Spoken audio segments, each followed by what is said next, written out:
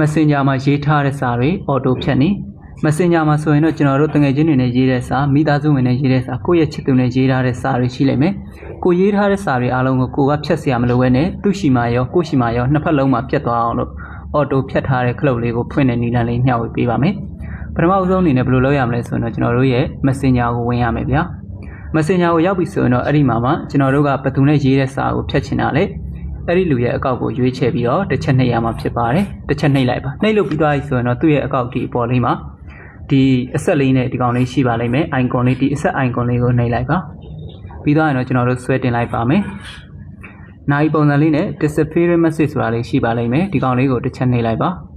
အပြန်အောင်ဆက်လေးကအပေါ်က OS off ဆိုတဲ့နေရာကိုရောက်ရင်တော့အောက်က24 hours ဆိုတဲ့နေရာလေးကိုရွှေ့လိုက်ပါဒါဆိုရင်တော့ရသွားပါပြီကျွန်တော်တို့သူနဲ့ရေးထားတဲ့စာတွေက24နာရီပြည့်သွားရင် auto သူ့ရှိမှရောကိုရှိမှရောပြတ်သွားမှာဖြစ်ပါတယ်ကိုကဖြတ်เสียလုံးဝမလိုပါဘူးဒါပေမဲ့အချိန်ကတော့24နာရီကြာမှာဖြစ်ပါတယ်ခင်ဗျာပြန်ပြီးတော့ဖွင့်နေတယ်အသုံးမပြုကျင်တော့ဘူးဆိုရင်တော့အပြန်အောင်ဆက်လေးကိုအပေါ်က OS off ဆိုတဲ့နေရာလေးမှာပြန်ထားလိုက်ရင်ရသွားပြီဖြစ်ပါတယ်ဗျာ